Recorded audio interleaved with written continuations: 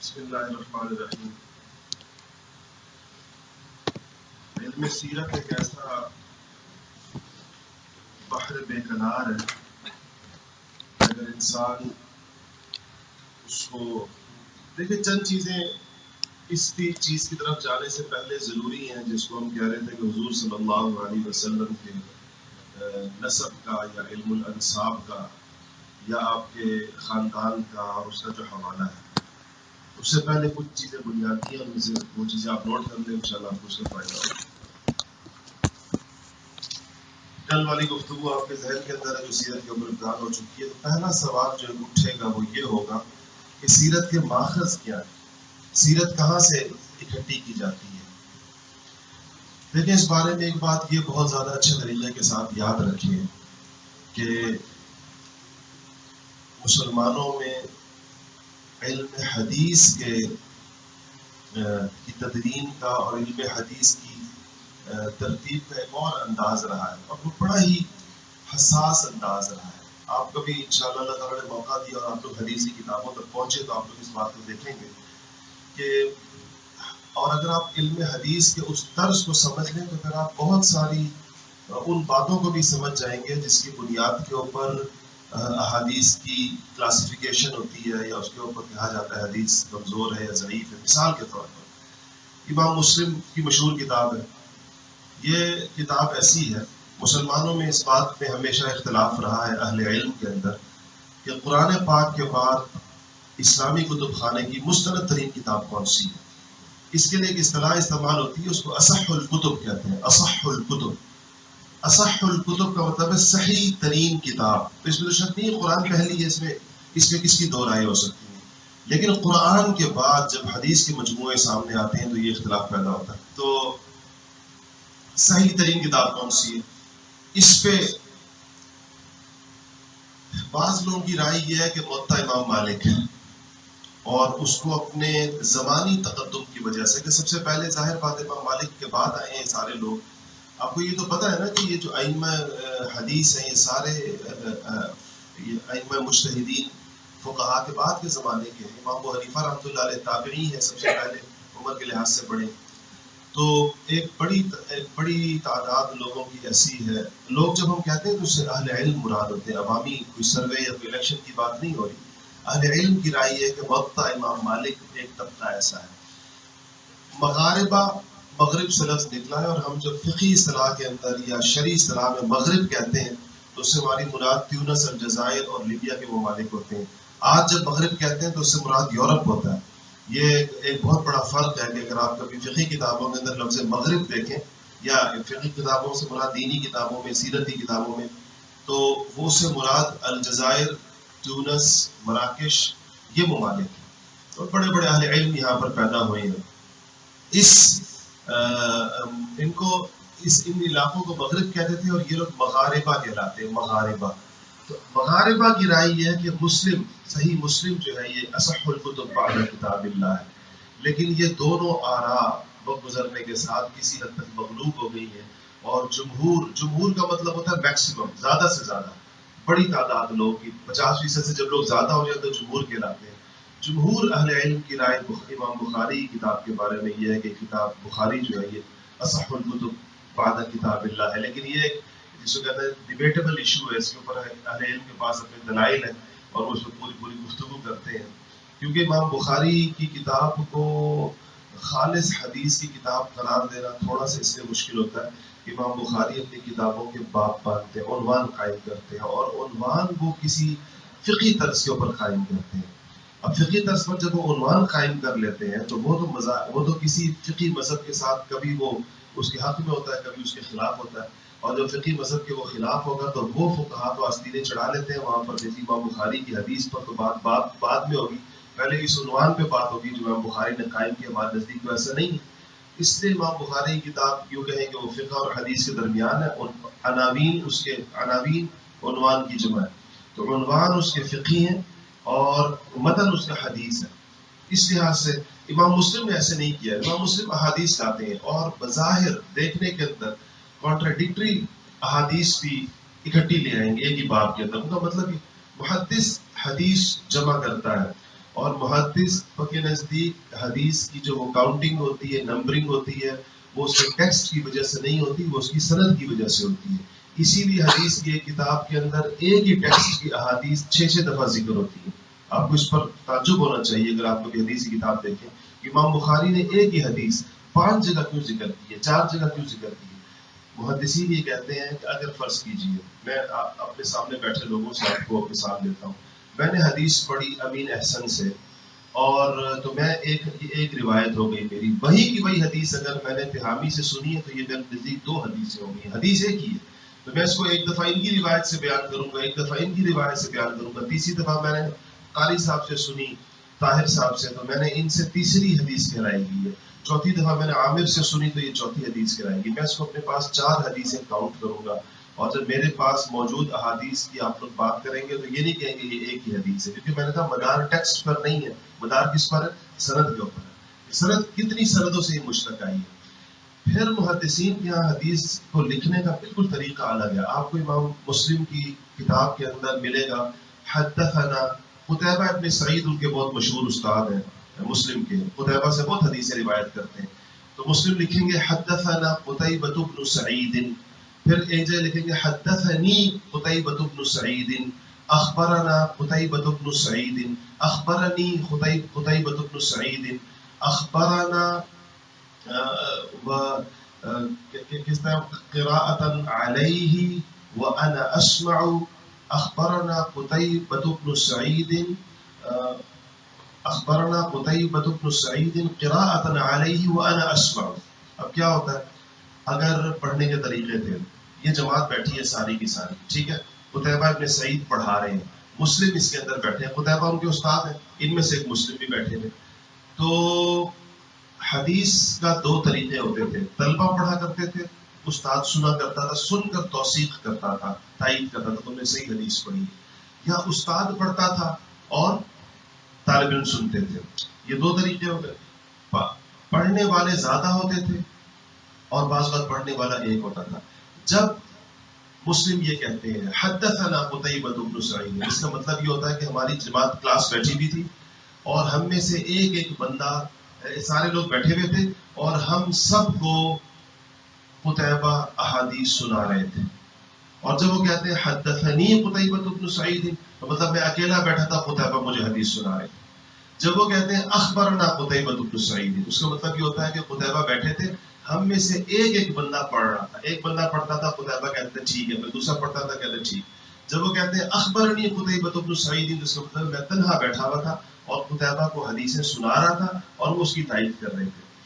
اور جب وہ کہتے ہیں کہ اخبرنا قتیبہ بن سعید قراءۃ علیہ وانا اسمع، اس کا مطلب یہ کلاس بیٹھی بھی تھی لیکن سب نہیں پڑھ رہے تھے یک بانی گرے، ایک ہمارا شاگرد، ہمارا ایک ساتھی پڑھ رہا تھا، استاد اس کی تائید کر رہے تھے تو تائید تو اس کی ہو رہی تھی، لیکن ساتھ یہ کہہ رہے تھے کہ اس حدیث کی اجازت قراءۃ علیہ، ان پر پڑھا جا رہا تھا اور میں سن رہا تھا. اور اس کے بعد استاد نے کہا کہ تم سب کو اس کی اجازت ہے کہ تم یہ حدیث بیان کر سکتے ہو، تو اس کو وہ اس تعبیر کے ساتھ دفن کرتے ہیں.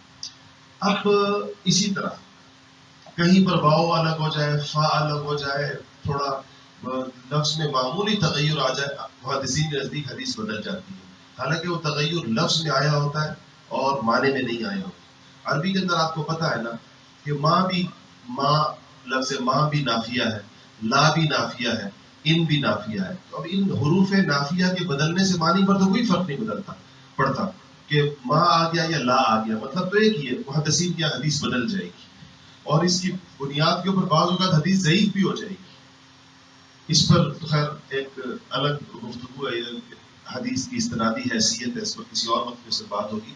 لیکن اس وقت جو آپ کے ساتھ میں بات کرنا چاہ رہا تھا وہ یہ ہے کہ اب اس ترتیب سے احادیث آتی ہیں، اس لیے کسی چیز کو محدثانہ اسلوب پر، یہ لفظ اسلوب آپ کو پتا ہے کس کو کہتے ہیں؟ یعنی اسٹائل کو کہتے ہیں، ترتیب کو کہتے ہیں.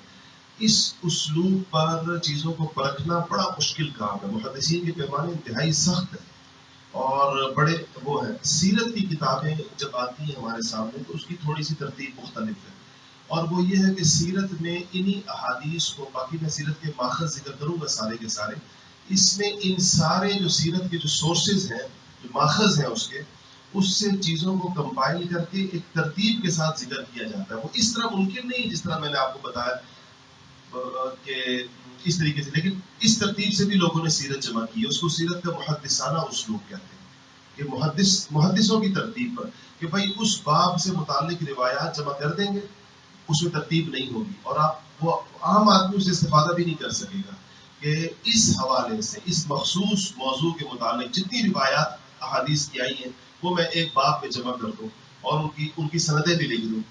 تفسیریں بھی ایسے کی جاتی ہیں. آپ نے پتہ نہیں تبری کبھی پڑھی ہے یا نہیں پڑھی، تبری نہیں دیکھی ہوگی آپ نے تو ابن کثیر دیکھی ہوگی. تو وہ یہی کرتے ہیں.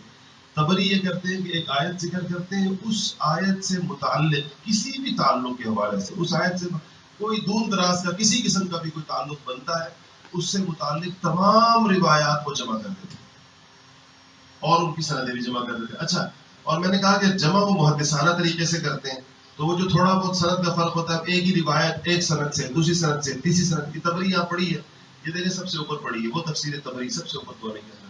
ابھی جو پوری اگر وقت ہوتا تو میں آپ کو اس میں سے نکال کے دکھاتا کہ ایک آیت دکھاتا.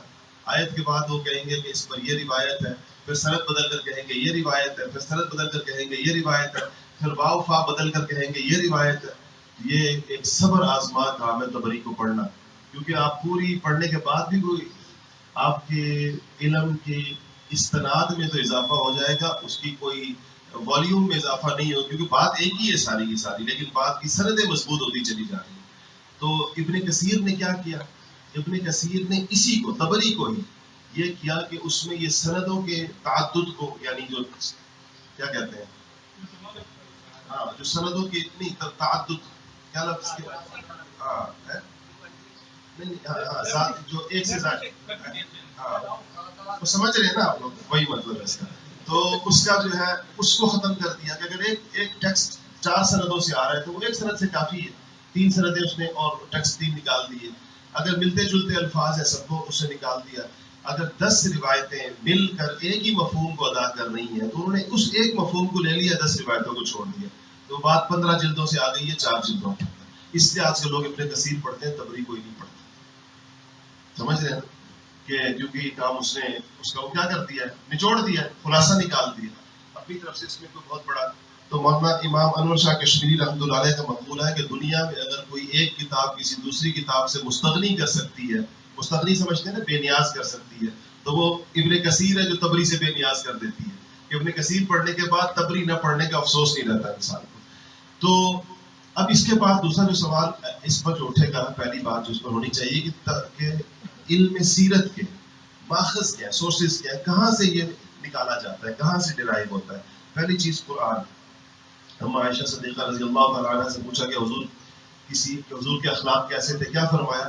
کان خلقہ القرآن. فرمایا نہیں فرمایا کہ اما عائشہ سے پوچھا حضور اخلاق بھی تو سیرت میں آتے ہیں یا نہیں آتے؟ تو پوچھا یا کہ اما یہ بتائیں حضور کے اخلاق کیسے تھے؟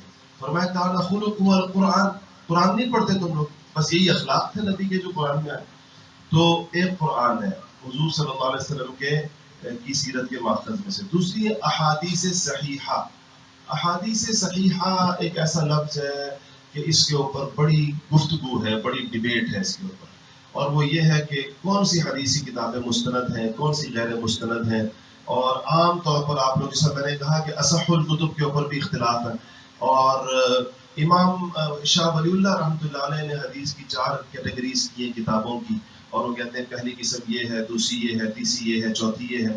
تو انہوں نے جو یہ شاہ ولی اللہ کی رائے ہے جس پر پھر اختلاف ہے، جو پہلی کیٹیگری انہوں نے کی ہے تو اس میں موطا امام مالک کو اور بخاری کو اور مسلم کو رکھا ہے. تو آپ کہہ رہے ہیں یہ 3 کتابیں ان جیسی کوئی چوتھی کتاب نہیں ہے، شاہ ولی اللہ کہتے ہیں. وہی بات آ گئی، یہ تینوں اپنی اپنی جگہ اصح الکتب کہلاتی ہیں مختلف لوگوں کے نزدیک. شاہ ولی اللہ کہتے ہیں یہ 3 جو ہیں یہ ایک نوعیت کی ہے، پھر دوسری نوعیت ذکر کی ہے، اس کے اندر سیاہ ستہ کی باقی کتابوں کو ذکر کیا ہے ابن ماجہ کے علاوہ غالباً. کہ ترمذی اور ابو داؤد اور کون سی نہیں نسائی.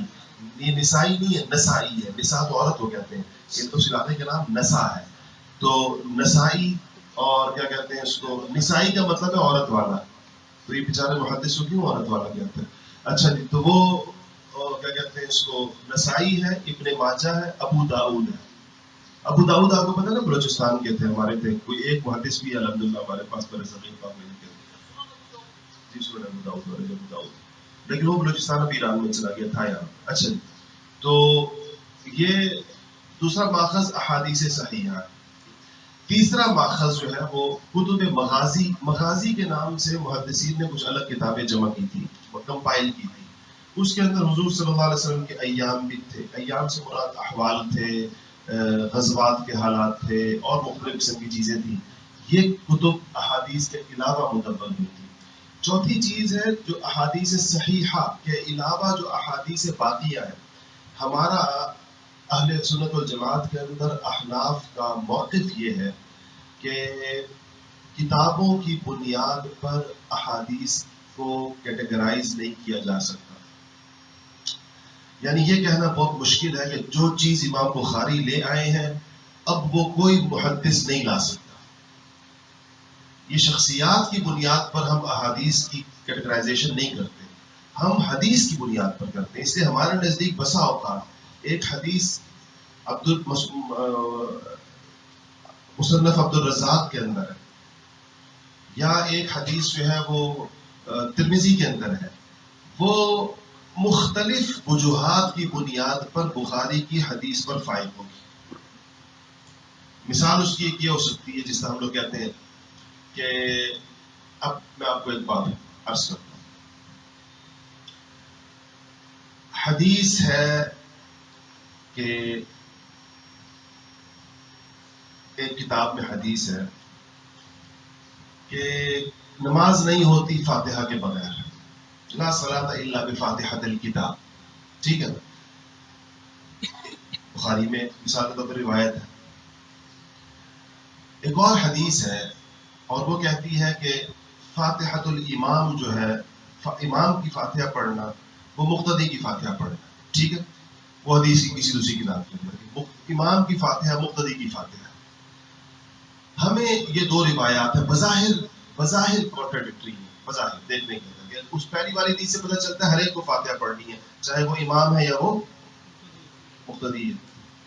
اور دوسری حدیث سے پتہ چلتا ہے امام نے پڑھ لی تو مقتدی کو پڑھنے کی ضرورت نہیں ہے. احناف کا طریقہ یہ ہے کہ یہ احادیث کو قرآن پر پیش کرتے ہیں کہ جس حدیث کا وہ مفہوم لیا جائے گا جو قرآن کی آیات کے بالکل ساتھ جوڑ کھاتا ہو. تو قرآن میں کہیں پر بھی ذکر نہیں ہے سورہ فاتحہ پڑھنے کا ہر ایک کے لیے، لیکن فقرؤوا ما تیسر من القرآن ضرور ہے کہ جہاں سے بھی تمہیں سہولت ہو تو وہاں پر قرآن پڑھو. کوئی یہ کہا گیا نماز میں قرآن کا ذکر کے اندر قرآن پڑھنے کے ذکر میں ایک ہی آیت ہے اور اس میں یہی ذکر ہے کہ جہاں سے بھی سہولت ہے وہاں سے قرآن پڑھو. کوئی جگہ خاص نہیں کی گئی کہ سورہ فاتحہ اس میں ضرور پڑھو، اس کے بعد جہاں سے بھی سہولت ہے.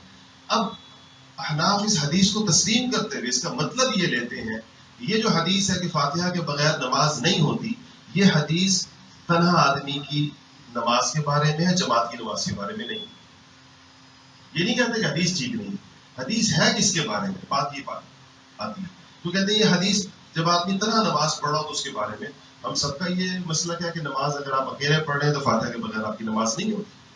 اور پھر اگر آپ جماعت سے نماز پڑھ رہے ہیں تو ہم کہہ رہے ہیں وہ دوسری حدیث ہے، اس کے لیے اس میں کہا گیا کہ امام کی جو فاتحہ ہے وہ کس کی فاتحہ ہے، مقتدی کی فاتحہ. اس پر کبھی تھوڑے تفصیلی موضوعات ہوتے ہیں حدیث اور آیات پر ہم کیسے گفتگو کرتے ہیں کہ اتنا بچوں کا کھیل نہیں ہوتا. اور آج کل آپ اگر حدیث کو پڑھیں دیکھیں کہ اس سے واقف ہو جائیں اس کی پوری سائنس سے، تو یہ بالکل آپ کو انتہائی جاہلانہ طرز لگے گا کہ براہ راست حدیثی کتابوں کو دیکھ کر اس سے مسائل کو ڈرائیو کرنا ایک عام آدمی کا.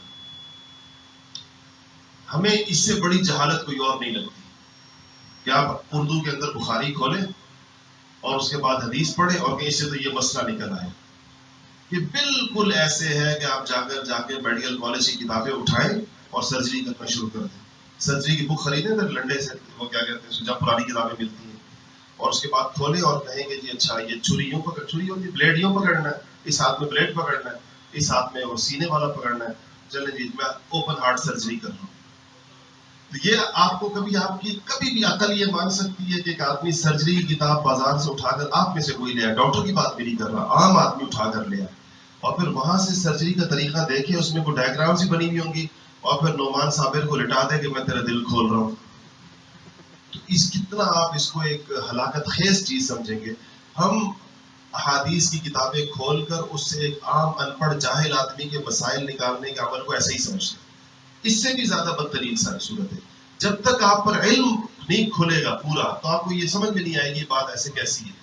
جو آپ محدثین کو پڑھیں گے، فقہا کا طرز پڑھیں گے، فقیہ حدیث سے کیسے استناد کرتا ہے، حدیث سے کن پہلوؤں پر غور کرتا ہے، اس میں جس پر آج لوگ پھپتی کستے ہیں کہ لوگ کہتے ہیں کہ تفسیر کے لیے 16 علوم ضروری ہیں. یہ بھی جاہلانہ بات ہے جو لوگ اس پہ اعتراض کرتے ہیں کہ وہ تفسیر کے لیے ضروری ہے. اگر آپ علم تفسیر کر رہے ہیں اور وہ آپ کو بھی جب تفسیر کی کتابیں اٹھائیں جو قرن اول میں اور اس کے بعد لکھی گئی ہیں تو آپ کو سمجھ میں آ گئی اس کے لیے کیا اس کی ضروریات کیا ہے. خیر بات بدل جائے گی اسی طرح مزید. چوتھا 4 ماخذ ہو گئے حدیث کے. احادیث باقیہ کہہ لیں آپ چوتھے ماخذ کو، یعنی وہ جو صحیحہ کے علاوہ باقی احادیث سے ان کی سند کی حیثیت کے مطابق استناد ہوتا ہے کہ جیسے جتنی اس کی سند قوی ہوگی اسی کے اعتبار سے اس سے استناد ہوگا، اس سے مطلب وہ لی جائے گی. پہلے آتی ہے. اس کے بعد جو 5ویں چیز ہے وہ ہے کتب تاریخ. تاریخی کتابوں سے بھی چیزوں کا پتہ چلتا ہے بہت ساری. اب یہ جو آپ بتائیں، یہ جو ہم حضور کا نسب بیان کریں گے اور یہ جو ہم حالات بیان کریں گے مکہ، ابھی جو اگلے لیکچر کے اندر مکہ میں کیا ہوا تھا، عرب کون ہے، کہاں سے آئے تھے، یمن سے کون آیا تھا، قحطانی کون ہے، عدنانی کون ہے، باعدہ کون ہے، عاربہ کون ہے، مستعربہ کون ہے، تو ہم کہاں سے بیان کر رہے ہیں؟ کتب تاریخ سے ہی بیان کریں گے. ظاہر بات ہے اس کا قرآن کے اندر تو کئی بار یہ ساری چیزیں موجود نہیں ہیں، نہ احادیث صحیحہ کے اندر موجود ہے، نہ احادیث باقیہ کے اندر موجود ہے، نہ کتب مغازی میں موجود ہیں. تو یہ چیزیں ہمیں تاریخ سے ملتی ہیں. لیکن ان کو بیان کرتے ہوئے فرق کیا ہوگا کہ جو چیز جس چیز کی استناد تاریخی ہے اس کی حیثیت بھی تاریخی ہے. سمجھ رہے ہیں اس بات کو؟ ہمیں بر صغیر کے بعض مصنفین نے جو صحابہ پر یا بعض دوسرے حضرات پر لکھا ہے اس میں جو ہمارے اعتراضات ہیں وہ یہ ہے کہ کتب تاریخ سے استناد کر کے حدیث اور قرآن کا درجہ دیا اس کو. سمجھنا کہ چونکہ ہمیں کتب تاریخ کے ذکر کے ساتھ اس بات کا ذکر آنا ضروری ہے کہ جب آپ کسی صحابی کے بارے میں کوئی واقعہ سنیں تو لازماً آپ کے دل میں یہ سوال پیدا ہونا چاہیے کہ اس کا ماخذ کیا ہے.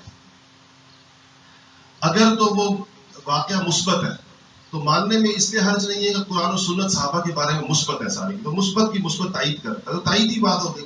اگر وہ واقعہ منفی ہے تو منفی واقعے کے لیے ہمیں پھر دلیل قرآن و سنت سے چاہیے ہوگی کسی صحابی کے اوپر کسی منفی چیز کا حکم لگانے کی. کتاب و سنت سے اس کا استناد چاہیے. اب رسول اللہ صلی اللہ علیہ وسلم تو سیدنا امیر معاویہ کو دعا دیں اللہم اجعلک ہادیا مہدیا، تجھے اللہ ہادی اور مہدی بنائے. تو ہم اس اور حضور کی دعائیں ساری مستجاب ہیں، ساری قبول ہوئی ہیں. اس کی بجائے ہم یہ کہیں کسی مورخ نے یہ لکھا ہے، طبری نے یہ لکھا ہے، بلازری نے یہ لکھا ہے، فلانے نے یہ لکھا ہے، فلانے نے یہ لکھا ہے، فلانے نے یہ لکھا ہے. تو پر ہم ایسی تمام تاریخ کے ان بلندوں کو جو صحابہ کے حسین و جمیل نقوش کے اوپر کسی قسم کا بھی عیب لگاتے ہیں ہم اس کو ماننے سے قطعاً انکاری ہیں. 5ویں چیز، 6ٹھی چیز میں کتب ادب. ادب کی کتابوں کے اندر جو کیا کہتے ہیں اس کو، جیسے کہ اشعار تھے اس زمانے کے، جیسے اس زمانے کے اندر نثر لکھی جاتی تھی، دواویہ دیوان ہوتے تھے بہت زیادہ، اس میں بھی شعروں میں کسی کی ہجو ہوتی تھی، کسی کی مدح ہوتی تھی، عرب شاعری کا ماحول تھا پورے طور پر. اس کے اندر جو ہے اس میں بھی اس سے بھی تاریخی کچھ چیزوں کا پتہ چلتا ہے. مثلا یہ ایک مثال آپ کو دیتا ہوں. جیسا کہ حضور صلی اللہ علیہ وسلم عکاظ کے بازار میں تشریف لے کر گئے. عکاظ کے بازار میں شعری میلے لگتے تھے. اب عکاظ کیا تھا، وہاں کیسے اشعار کہے جاتے تھے، اور وہ اشعار بھی اپنی سوسائٹی کو بیان کر رہے ہوتے تھے، اور سیرت کے اندر سوسائٹی چاہیے ہوتی ہے تو وہاں سے بھی کچھ چیزیں آ جایا کرتی تھی. 7واں ماخذ کتب جغرافیہ. جغرافی کی کتابیں ہوتی تھی کہ اب ہمیں جغرافیہ کیوں چاہیے، یمن کہاں واقع ہے، شام کہاں واقع ہے. حضور یہ ہاشم تھے حضور کے دادا اور دادا کے والد، جنہوں نے یہ طے کیا تھا کہ سردیوں کے اندر یمن جائیں گے، گرمیوں کے اندر شام جائیں گے. اور یہ شام کے اسفار کیسے ہوتے تھے، یمن کے کیسے ہوتے تھے، اور کن جگہوں پر یہ واقع ہے. تو یہ کل جغرافیہ چاہیے ہوتا. 8واں ماخذ ہے کتب لغت. لغت سے یہ بات ذہن کے اندر رکھیں کہ یہ معمولی چیزیں آپ تھوڑی زحمت کریں گے تاکہ ذرا آپ لوگوں کو پتہ چل جائے. یہ جو آپ کے اوپر شیشہ لگا یہ ہٹے گا تھوڑا سا اس طرف نیچے والا, سائڈ پہ کریں گے سائڈ پہ. اچھا یہ آپ یہ کتاب نکالیں ذرا, یہ والی ہاں یہ پورا سیٹ ذرا نکال کے اپنے سیدھے سامنے رکھیں, تھوڑی تھوڑی کر کے نکالیں, ادھر کی رکھتے چلیں گے. میں اس لیے کہہ رہا ہوں تاکہ تھوڑا سا نا آپ کو ذرا سا وہ ہو جائے. ہم اس کو اٹھا لیں ذرا, مختلف کریں اس کتابوں کو اٹھائیں, ان کو دکھائیں ذرا, بس ساری نکالیں ساری سے.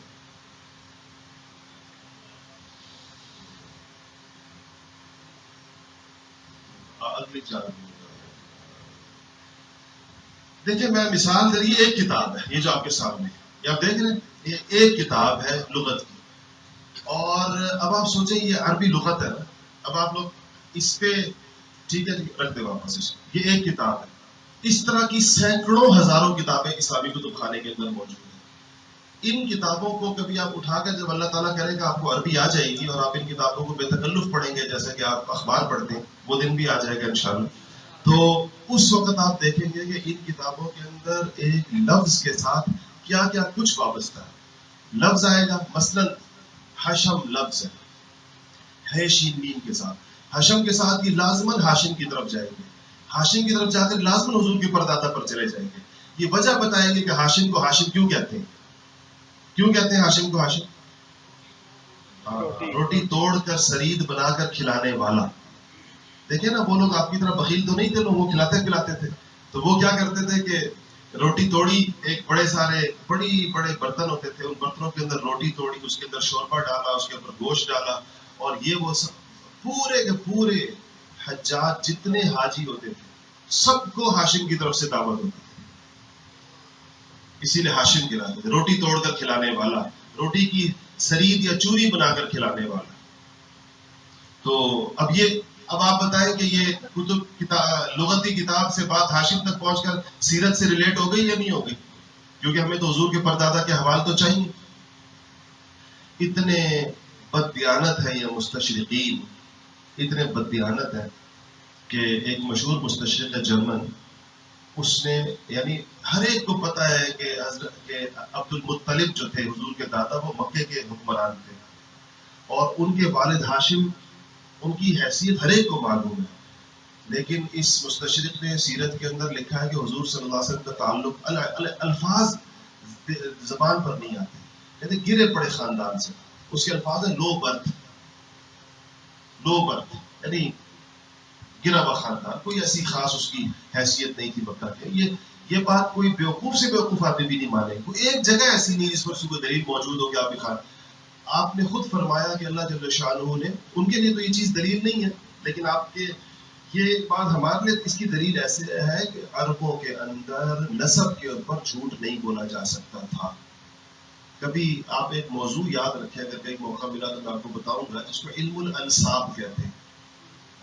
علم الانساب نسب کی جمع.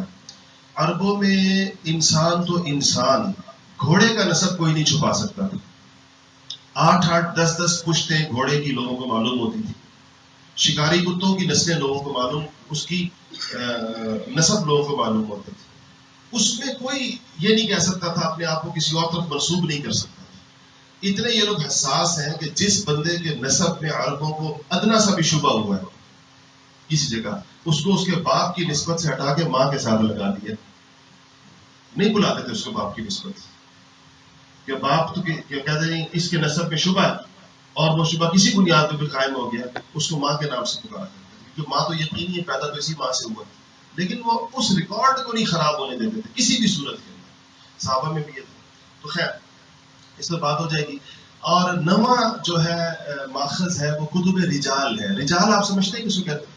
اچھا میں ان سے نہیں اٹھواتا اس کتاب کو, یہ آپ کو اکثر لوگوں کو نظر آ رہی ہوگی. دوسرے خانے کے اندر تہذیب الکمال نظر آ رہی ہے, دوسرے خانے میں تہذیب الکمال ہے, اور یہ اس طرف دوسرے خانے کے اندر قرطبی کے نیچے اعلام النبلا نظر آ رہی ہے. اعلام النبلا یہ دونوں کتابیں جس طرح آپ دیکھ رہے ہیں کتنے والیومز میں, وہ 36 میں ہے, اور یہ جو ہوگی یہ کوئی 18 میں ہوگی, یہ 28 میں بھی آئی ہے. یہ رجال کی کتابیں ہیں. رجال کا مطلب یہ ہے کہ جن راویوں نے حدیث شریف کی روایت کے اندر حصہ لیا ہے ان کے احوال. اس کو علم اسماء الرجال کہتے ہیں. اسماء الرجال، نام اسماء الرجال کا مطلب تو بظاہر ہے مردوں کے نام، لیکن اس سے مراد مردوں کے احوال، راویوں کے احوال. اس کو اچھا صرف احوال ہو تو علم الرجال کہلاتا ہے. جب ان احوال کی بنیاد پر ان پر حکم بھی لگایا جائے، کلاسیفائی کیا جائے، تو اس کو جرح و تعدیل کہتے ہیں. جرح کہتے ہیں اعتراض کرنے کو. آپ نے لفظ سنا عدالت میں جرح ہو رہی، جرح کہتے ہیں. جرح اصل میں لفظ ہے زخمی کرنے سے. اعتراض بندے کو زخمی کرتا ہے نا. میں کہتا ہوں یہ جھوٹا ہے، بندہ زخمی ہوگا ہی نہیں ہوگا. تو اس سے جرح کہتے ہیں اعتراض کرنے کو. اور تعدیل اس سے لفظ نکلا ہے، عدل سے نکلا ہے، کسی کو عادل کہنا. اور عادل کا لفظ ایک بڑا وسیع مفہوم ہے شریعت کے اندر. آپ کو عادل کہتے ہیں انصاف کرنے والے کو اردو کے اندر. عربی کے اندر عادل کہتے ہیں بالکل درست شخصیت کو، جس میں صداقت ہو، امانت ہو، دیانت ہو، یعنی جتنی ایمانی اوصاف جس انسان کے اندر پورے ہوں اس کو عادل کہتے ہیں. ہم صحابہ کہتے ہیں صحابہ کلہم عدول، سارے صحابہ عادل ہیں. عدول عادل کی جمع. تو جرح و تعدیل کہتے ہیں پھر اس علم. یہ کتابیں جو ہے، اب آپ اس میں کتاب اٹھائیں گے نا، مثال کے طور پر اس کے اندر ذکر آ گیا عمرو ابن ہشام، ایک اس زمانے کا آدمی، ان کا ذکر ہے. اس کے ذیل کے اندر ان کے کتنے لوگ تھے، پھر ان کے واقعات، ان کا خاندان، اور وہ فلانا اتنی تفصیل آ جائے گی. اور یہ تفصیل اس بندے کی آپ کو ضرورت پڑ جائے گی جب آپ تفسیر کے واقعات ذکر کر رہے ہو. حضور صلی اللہ علیہ وسلم نے فلانے شخص کو فلانے کام کے لیے بھیجا. حدیث تو اتنا ذکر کرے گی. حدیث شریف میں آئے گا کہ حضور صلی اللہ علیہ وسلم نے سعد ابن عبادہ سے فتح مکہ کے دن جھنڈا لے کر ان کے بیٹے کو دے دیا. روایت سعد ابن عبادہ سے جھنڈا کیوں لیا گیا؟ سعد ابن عبادہ کون تھے؟ یہ جھنڈا لے کر بیٹے ہی کو کیوں دیا گیا؟ یہ جھنڈا لے کر کسی اور سینئر صحابی کو کیوں نہیں دیا گیا؟ یہ ساری وہ باتیں ہیں جو اب علم حدیث سے نکل کے علم سیرت سے ریلیٹ ہو جائیں گی ساری کی ساری. سعد ابن عبادہ انصار کے وہ بلند پایا بزرگ ترین صحابی تھے کہ جب انصار کے دل میں یہ خیال آیا کہ اب خلافت حضور کے بعد ہمیں ملنی چاہیے، تو جو ان کے نومینی تھے خلافت کے وہ سعد ابن عبادہ تھے. تو آپ سوچیں کہ جس کو انہوں نے ابوبکر صدیق کے مقابل انصار میں سمجھا ہو، ان کی کتنی بڑی حیثیت ہوگی. ان سعد ابن عبادہ کے پاس انصار کا جھنڈا حضور. اچھا آپ کو پتا ہے ایک باقاعدہ موضوع ہے نفسیات سیرت کے نام سے. نفسیات سیرت، حضور نے نفسیات کا کیا لے، اس پر میں پھر ایک اور آپ کو بتاؤں گا. طب سیرت، نفسیات سیرت، فقہیات سیرت، یہ پھر ایک اور موضوع ہے. مجھے یقین کریں کہ میں کل سے جب دیکھ رہا ہوتا ہوں، میں سوچ رہا تھا کہ میں لیکچرز کے عنوانات قائم کروں، مجھے سمجھ میں نہیں آ رہا تھا کہ اس علم کو شکل کیا ہو اس کے لیے، اس کی اس پر یہ آپ لوگوں کو اس کی حقیقی دلچسپی پیدا ہو. فتح ابھی واقعات بیچ میں آتے ہیں اور ہمارا وقت نہیں ہوتا، ورنہ یہ بات بیچ میں رہ جائے. فتح مکہ ہے اور یکے بعد دیگرے قبائل، مختلف قبائل کے جتھے ہیں اور وہ مکہ میں داخل ہو رہے ہیں. اور ابن سیدنا عباس عم النبی، چچا نبی کے، ان کے ساتھ ابو سفیان ایک بلند ٹیلے پر کھڑے. حضور نے کھڑا کیا کہ جاؤ ابو سفیان کو یہ منظر دکھاؤ مکہ مکرمہ کے اندر یہ داخلے کا، یعنی فاتحانہ داخلہ رسول اللہ صلی اللہ علیہ وسلم کا. کس سن میں ہوا ہے فتح مکہ؟ کتنے سال ہیں یہ ہجرت کی رات ایک بندے کے ساتھ تنہا نکلنے والے کی واپسی. عقل انسانی دنگ ہو جاتی. 8 سال پہلے اپنے بستر پر اپنے چچزاد بھائی کو لٹا کر امانتیں اس کے حوالے کر کے نکلنے، ایک یار غار کو ساتھ لے کر رات کی تنہائیوں کے اندر، غاروں کے اندر چھپتے ہوئے مکہ سے نکلنے والا 8 سال بعد مکہ میں دوبارہ داخل ہو رہا. اور منظر یہ ابو سفیان جب ٹوہ لیتے ہوئے آئے تھے، جب یہ لوگ جا کر مکہ سے باہر خیمہ زن ہو گئے، حضور صلی اللہ علیہ وسلم کا مکہ مکرمہ میں لڑائی کا بالکل ارادہ نہیں تھا. صحابہ کو واضح طور پر کہا تھا لڑنا نہیں ہے، الا یہ کہ جو ہم سے مقابلے میں آ گئے. جو ہماری جان لینا چاہے گا اس کا مقابلہ ہوگا، جو ہماری جان نہیں لیتا اس سے لڑنا نہیں. مکہ ہے، حرم ہے، خون ریزی یہاں پر انتہائی اشد مجبوری کے علاوہ جائز نہیں. تو ابو سفیان کو پتہ خبر تو آ گئی تھی لوگوں کے لشکر جرار لے کر نکلے ہیں اور لشکر کی دوسری سمت گنے نہیں جا سکتے لوگ، کتنے لوگ ان کے ساتھ. تو باہر نکلے ٹوہ لیتے ہوئے، رات کی اندھیرے میں چھپتے چھپتے. نئے لوگ تھے سارے، ابو سفیان کو کوئی نہیں پہچانتا تھا. ابو سفیان کو پہچاننے والے کون ہوں گے؟ یا وہ چند سو مہاجرین پہچانیں گے، یا وہ چند سو انصار پہچانیں گے جنہوں نے بدر میں اور احد میں اس کو دیکھا تھا، یا جنگوں میں دیکھا تھا، یا خندق میں یہ لے کر آئے تھے بڑے. تو وہ لوگ جانتے تھے. ابھی تو عرب قبائل اور دائیں بائیں کے لوگ اور نئے لوگ اور آس پاس کے لوگ، تو اسے خیال تھا مجھے کوئی نہیں جانے گا. چھپتا چھپتا منہ چھپایا ہوا تھا، یوں گھاٹا نہیں باندھا ہوتا جیسے. عباس نے پہچان لیا کہ ابو سفیان حضور کے چچا. انہوں نے کہا کوئی پکڑ کسی نے، میں نے تو تجھے جان دیا ابو سفیان، کسی اور کے ہتھے چڑھ گیا تو گردن الگ پڑی ہوگی تھی. ہزاروں لوگوں کا خون ہے تیرے گردن پر. تو عباس نے کہا کہ اس کو کیسے نکالوں یہاں سے؟ واحد حل یہ کہ حضور کے پاس لے جاؤ. تو اگر حضور کے پاس لے گیا، اس کو امان مل گئی تو اس کا مسئلہ آسان ہو جائے. تو حضور کے پاس لے گئے. حضور کو کہا ابو سفیان ہے. میں کہتا ہوں نبی کا صبر بھی دیکھیں، نبی کی حکمت بھی دیکھیں. یہ ابو سفیان حضور کے سامنے آ گئے، اور ابو سفیان کی آمد نے حضور کے سامنے اپنے چچا کا لاشا حمزہ کا ان کے گھر سے، اور یہ ساری چیزیں کیسی نگاہوں کے سامنے پھری ہوگی. اور آج حضور کے لاکھوں جانثاروں کے درمیان نہتا ابو سفیان کھڑا ہے. تو کہا کہ عباس، چچا سے کہا کہ چچا ان کو لے جائے. اور تھوڑی دیر کے بعد اب یہ مکہ میں کے باہر لوگ بیٹھے ہیں سارے، یہ لاکھوں لوگ، اب مکہ میں داخلے کا موقع ہے. تو کہا کہ کسی اونچی جگہ پہ کھڑا کر کے دکھائیں یہ منظر جب لوگ داخل ہوتے. تو کہتے ہیں یہ کھڑے عباس کے ساتھ کھڑے سے ابو سفیان. تو ایک لشکر آتا ہے، یہ بنو سلمہ کا لشکر آ رہا ہے، یہ بنو خزاعہ آ رہے ہیں، یہ فلانے آ رہے ہیں. ہر ایک کا پوچھتا تھا عباس یہ کون ہے؟ تو کہتے ہیں یہ فلانا قبیلہ ہے اپنے اس کے ساتھ. عباس یہ کون ہے؟ یہ فلانا قبیلہ ہے. عباس یہ کون ہے؟ تو پھر انصار آئے. انصار کا جھنڈا سعد بن عبادہ کے ہاتھ.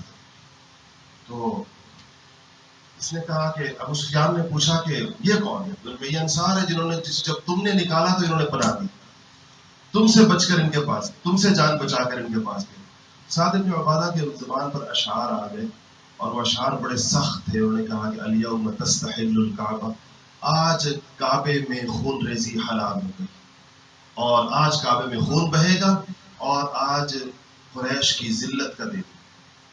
تو اس پر ابو سفیان نے کہا کہ یعنی ہماری گویا شکوہ یہ تھا کہ کعبہ تو مشترک چیز ہے اور قریش حضور کا خاندان. یعنی آج یہ انصار، یعنی آپ اس کو نا تھوڑا قبائلی عصبیت کے تناظر کے اندر لیں اس بات کہ آج انصار جو دوسرے لوگ ہیں، باہر کے لوگ ہیں، وہ پورے قریش کو مطعون کر رہے ہیں. حضور کے ہوتے ہوئے حضور کا قبیلہ یہ تو ابو سفیان نے اس کا گلہ کیا عباس، یہ آج کعبے میں خون ریزی کی بات کر رہے ہیں. اب تو ابو سفیان کی حیثیت ایک فریادی کی تھی نا، فریاد کی عباس کے سامنے.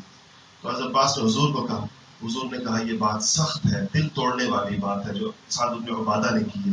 ان سے جھنڈا لے کے ان کے بیٹے کے ہاتھ میں دے. اصولی شکایت ابو سفیان کی، اور پھر فرمایا کہ پھر اعلان کیا کہ جو ابو سفیان کے گھر میں داخل ہوگا اس کو کیا ہوگا؟ اس کو امان دے. خیر بات کس کی ہو رہی تھی؟ کتب رجال کی. یہ رجال کی کتابیں آپ کے سامنے. ابو سفیان کا تذکرہ کیسے آ گیا؟ فقہی اس میں آ گیا، نفسیات سیرت کے حوالے سے. تو کتب رجال ہے. 10ویں چیز ہے کتب انصاف. یہ رجال کے ساتھ ہی کی چیز ہے، جڑی بھی کتاب. یہ تو رجال تو مسلمانوں کا فن ہے نا، انصاف کا ان مسلمانوں سے بھی تعلق ہے، اگر مسلموں سے بھی. یہ قریش کے اندر عام اس کا رواج تھا کہ وہ لوگ کیا کرتے تھے؟ نسب محفوظ رکھتے تھے. اور اس نسب سے مطلب یہاں پر تو آ جائے گا ذکر کسی آدمی کا، اس کے قبیلے کا، خاندان، پھر اس قبیلے کے خصائص، اس کے فضائل یا اس کے رضائل یا اس کے اوپر جو ہے اس کی مزید تفصیلات، اس کی تاریخ، یہ آپ کو ملے گی انصاف کی کتابوں کے اندر اگر آپ اس کی تفصیل میں جائیں گے. ایک منٹ اتنی دور سے بھی سوال سمجھ میں بھی نہیں آئے گا سر. اچھا یہ ہو گئے اس کو کہتے ہیں مصادر سیرت. ٹھیک ہے جی، یہ 10 مصادر میں نے آپ کو بتایا. اگر آپ یہ تو جہاں سے چیزیں آئیں گی. علم سیرت جب مدون ہوا، ایک چیز بڑی امپورٹنٹ آپ کے لیے، وہ یہ کہ یہ پورا علم سیرت کا اپنی تدوین کہتے ہیں کمپائلیشن، سمجھتے ہیں اس کو کمپائل کرنے کے بعد یہ 4 شخصیات کے کندھوں کے اوپر کھڑا ہوا. میں بات کر رہا ہوں کمپائل جن لوگوں نے کیا ہے، سمجھ رہے ہیں وہ بات کے لوگ ہوتے ہیں. ورنہ ویسے صحابہ میں جو پہلے شخص جن سے سیرت کا لکھنا یا جمع کرنا ہے وہ عروہ ابن زبیر. عروہ کو جانتے؟ کس کے بیٹے؟ زبیر کے بیٹے. ماں کون ہوئی ان کی؟ اسما بنت ابی بکر حضرت عائشہ کے بھانجے ہیں نا، یہ دو بھانجے ہیں جن سے حضرت عائشہ نے بہت روایات کہی ہیں. ایک عبداللہ ابن زبیر سے. عبداللہ ابن زبیر کا نام سنا؟ مکہ پر کچھ وقت حجاج کے ساتھ جن کی ٹکر ہوئی تھی، حجاج کے ہاتھوں، حجاج ابن یوسف کے ہاتھوں شہید بھی ہوئی تھی. حجاج نے ان کی لاش مکہ کے ایک چوک میں ٹانگ دی تھی. فطری طور پر ظالم آدمی تھا، فطری طور پر. تو ٹانگ کی لاش عبداللہ ابن زبیر لڑکے میں، ابو بکر کے نواسے ہیں، عائشہ کے بھانجے ہیں، اسما بنت ابی بکر کے بیٹے ہیں، اشرف بشرا میں ان کے والد حضرت زبیر. لاش ٹانگ کر، لیکن نا اس کا جذبہ انتقام اس سے نہیں ٹھنڈا ہوا کہ صرف عبداللہ ابن زبیر کی لاش ٹنگی ہو. کہا کہ اسما کو لے کر آؤ اور بیٹے کی لاش دکھاؤ، ماں کو لے کر آؤ. اب یہ ایک اور جذبہ ہے نا انسان میں، خاص کیفیت کے نہیں ہے اس کے ساتھ. تو کہا کہ وہ اس سے لطف لینا چاہتا تھا کہ جب اسما چیخے گی اپنے بیٹے کی لاش کو دیکھ کر، پھر مجھ سے فریاد کرے گی کہ مار تو تم نے دیا ہے، لاش تو اتار دو اس کی نیچے، یا دفن تو کر دو، یا مجھے دے دو کہ میں اپنے بیٹے کی لاش دفنا دوں. تو یہ کہتا ہے، اور پھر نہ خود بھی وہاں ایک کونے میں کھڑا ہو گیا، صرف اس حضرت اسما کو تڑپتا ہوا دیکھنا چاہتا تھا کہ بیٹے کی ٹنگی ہوئی الٹی لاش دیکھ کر ماں کی کیا کیفیت ہوتی ہے. تو اسما کو لایا گیا کہ آؤ، حجاج نے کہا ہے کہ آ جاؤ فلانے چوک پر. وہ آئیں تو کہا وہ دیکھو اوپر دیکھو، دیکھا تو بیٹے کی لاش لٹکی ہوئی ہے. تو کہنے لگی کہ حجاج کی طرف دیکھ کر کہا کہ کیا وقت آ نہیں گیا کہ اس شہسوار کو اس کے گھوڑے سے اتار دیا جائے. بس ایک یہ جملہ، کیا اس کا وقت نہیں آیا کہ اب اس شہسوار کو اس کے گھوڑے سے اتار دو. یہ نہیں کہا کہ میرا بیٹا ہائے میرا فلانا. بڑی جری صحابیات تھی. ان کو ذات النطاقتین کیوں کہتے ہیں؟ انہوں نے اپنی کمر کا پٹکا جو عورتیں باندھا کرتی تھی، عرب میں رواج تھا. دیکھیں جو لوگ پہاڑوں پر چڑھتے ہیں، آپ نے دیکھا ہے وہ کیا کرتے ہیں؟ کمر باندھتے ہیں اپنی. اس کو نطاق کہتے ہیں عربی میں، جس کے ذریعے سے کیا کہتے ہیں، کمر باندھی جاتی ہے. جن ہجرت کی رات اپنے ابا اور حضور صلی اللہ علیہ وسلم کی خدمت کے اندر دودھ اور کھانا پہنچانے کے لیے جو پوٹلیاں بنائی تھی، اس کے منہ باندھنے کے لیے انہوں نے اپنے اس پٹکے کو 2 ٹکڑے کیا تھا. اس وقت سے ان کا لقب ہے ذات النطاقتین. اپنے نطاق کو 2 حصے کر کے انہوں نے ان دونوں چیزوں کے منہ باندھے تھے. ایک سے دودھ کے مشکیزے کا منہ باندھا تھا، اپنی بکریوں کا دودھ دوہا، مشکیزے میں ڈالا اور اسے اس کا منہ باندھا. دوسرے سے جو کھانا لے کر گئی تھی اس کا منہ باندھا. یہ 2 پوٹلیاں اپنے ساتھ لے کر چڑھی تھی غار ثور پر. غار ثور پر کبھی آپ جائیں اور جا کر سوچیں کہ اسما یہاں رات کی تاریکی میں کیسے آئی تھی. تب آج بھی یہ چیزیں تو موجود ہیں.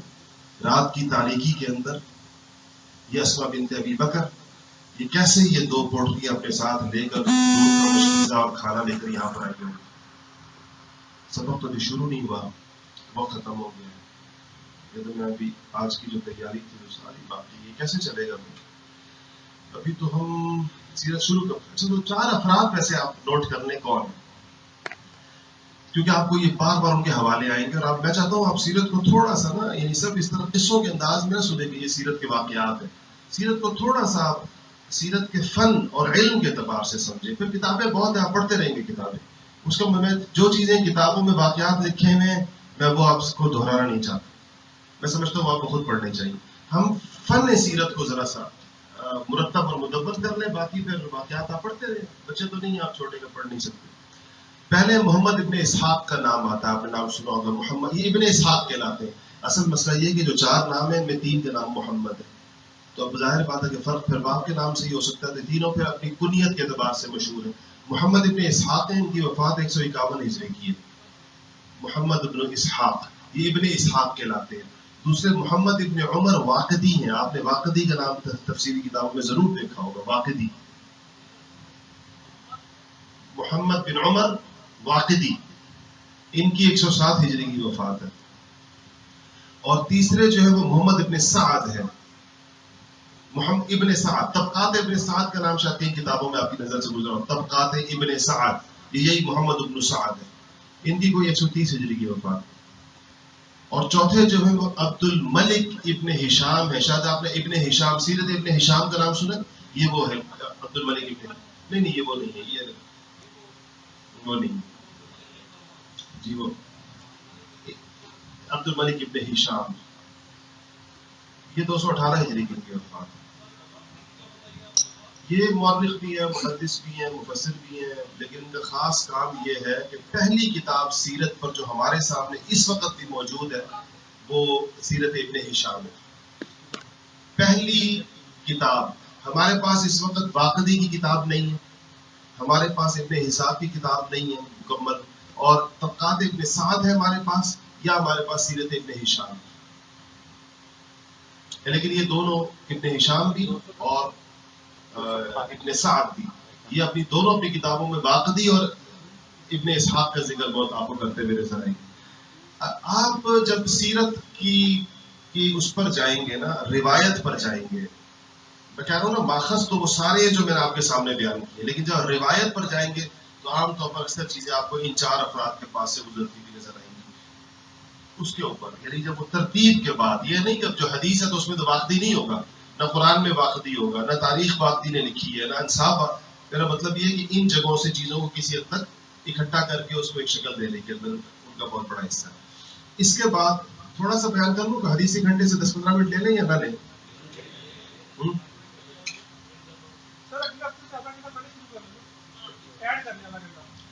اصل میں تم لوگ تو فارغ ہونا، ہمارے کو دھندے اور بھی ہوتے ہیں۔ اچھا جی، تو حدیث شریف کے سیرت کے ذکر، سیرت کو لکھنے کی جو اس کی کتابیں ان 4 افراد ہیں، اس کے کچھ مختلف انداز ہیں۔ اس کا تعلق آپ کے ذوق کے ساتھ بھی پھر آئے گا۔ اس کے اندر ایک سیرت کو لکھنے کا محدثانہ اسلوب ہے۔ محدثانہ اسلوب کا مطلب یہ ہے کہ جیسے میں نے آپ کو بتایا کہ جیسے محدثین لکھتے ہیں اس میں وہ اخبرنا اور حدثنا اور حدثنی اور واو اور فا اور راوی اور جرح اور تعدیل اور اسماء اور رجال، ہر چیز کا لحاظ کیا جا رہا ہے۔ تو یہ محدثانہ انداز کے اندر سیرتی کتابیں لکھی جاتی ہیں۔ اس پہ ابتدائی صدیوں کے اندر کتابیں لکھی گئی ہیں اور وہ ایک بڑا ماخذ ہے، لیکن ان کتابوں سے عام آدمی کے لیے استفادہ کرنا ذرا مشکل ہے۔ جیسے کہ ابھی آپ تفسیر میں آپ سے کہوں کہ آپ طبری پڑھیں تو طبری سے آپ کے لیے کوئی استفادہ کرنا بہت مشکل ہوگا، لیکن علماء کے کام کی چیز ہے۔ کیونکہ ہمیں اب آپ کوئی واقعہ بھی سیرت کو عنوان سے بیان کریں گے میرے سامنے فرض کریں تو میں تو واقعے سے لطف اسی وقت اٹھاؤں گا جب مجھے اس کی پہلے سند پتہ چل جائے گی۔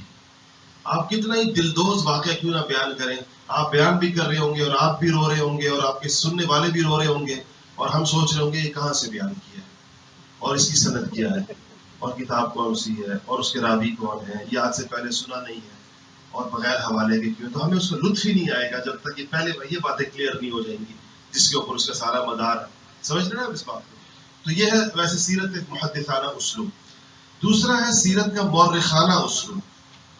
مورخانہ اسلوب کے اندر اگر ہم یہ کہہ سکتے ہیں کہ اس کی ابتدا کی ہے ابن عروہ ابن زبیر نے، اور اس کے بعد اس کو ترقی دی ہے ابن ہشام نے، ابن اسحاق نے، واقدی نے اور ابن سعد نے۔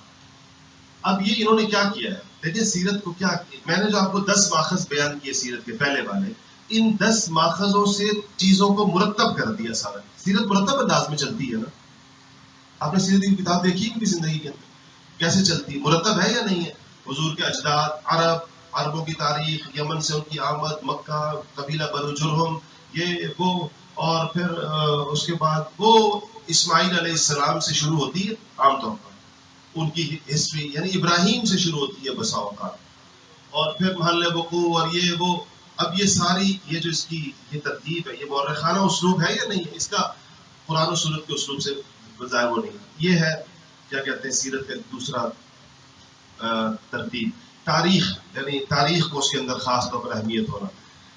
تیسرا ہے سیرت کا مؤلفانہ اسلوب۔ مؤلفانہ یعنی اب تاریخ بھی بعض اوقات جو ہے وہ کیا کہنا چاہیے کہ تاریخ تو خود ایک فن ہے نا، ہسٹری تو ایک سبجیکٹ ہے، اسی ہسٹری کو بھی استعمال کرتے ہوئے لیکن سیرت کو ایک مرتب کتاب کی شکل کے اندر لکھنا، مرتب اور مسلسل کتاب کی شکل کے اندر، اس میں تاریخ سے جتنا مرضی لینا ہے لیا، لیکن باقی چیزوں باقی فنون سے، ادب سے لیا، شعر سے لیا، تاریخ سے لیا، اور اس کے اندر اپنی لفاظی بھی کی، اپنی اس کے اندر جو ہے وہ لفاظی آج کل صرف منفی معنوں میں استعمال کرنا، اچھے الفاظ کا استعمال کرنا، یہ مؤلفانہ۔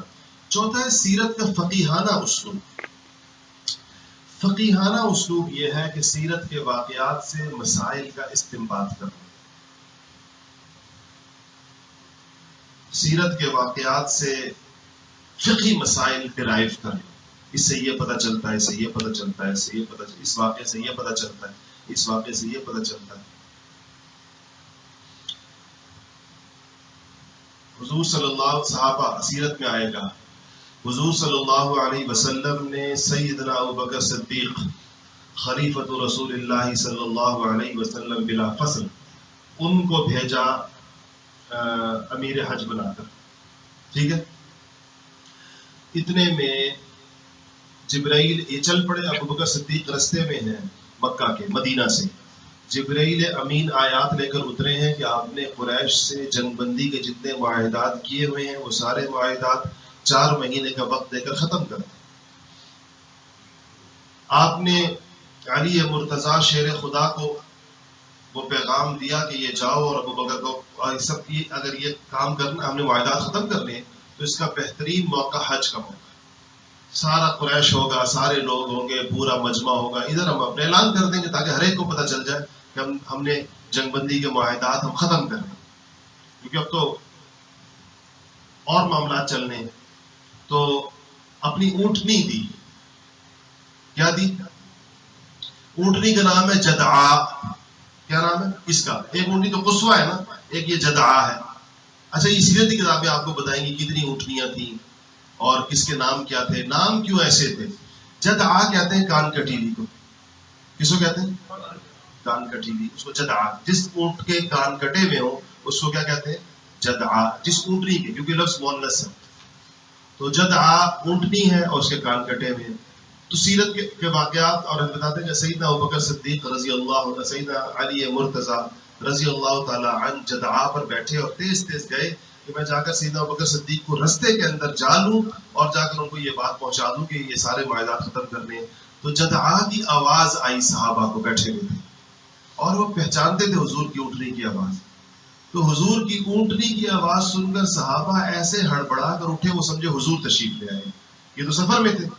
تو ایک دم سارے باہر نکلے اور جا کر دیکھا تو علی مرتضیٰ تھے اس کے اوپر اور وہ پیغام لے کر آئے تھے. لیکن فقیہ کہے گا کہ اس سے پتہ چلتا ہے کہ کان کٹی ہوئی اونٹنی کا استعمال جائز. جس جانور کے کان کٹے ہوئے وہ کیا ہے, اس کا استعمال جائز. تو کیا ہوتا ہے سیرت کے واقعات میں فقیہانہ اسلوب. کیا ہو؟ فقیہانہ اسلوب. ایک ہے سیرت کا متکلمانہ اسلوب. متکلمانہ علم الکلام سے ہے. علم کلام کے معنی آپ میں سے کون جانتا ہے کہ علم الکلام کس کو کہتے ہیں؟ علم الکلام کس کو کہتے ہیں؟ ذرا ہاتھ کھڑے کرو جن لوگوں کو پتا ہے اس کا معنی علم الکلام کا. مدثر بتاؤ کیا علم الکلام کا مطلب؟ وہی ہے جو عقیدہ طحاویہ میں ہم نے پڑھا تھا اور آپ بتا رہے تھے.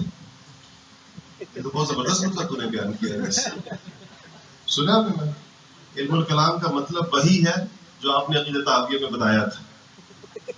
مطلب ہمارے ہی علم کی طرف اس کو منسوب کر دیا, واپس بھجوا دیا. تم بتاؤ کیا مطلب علم الکلام کا؟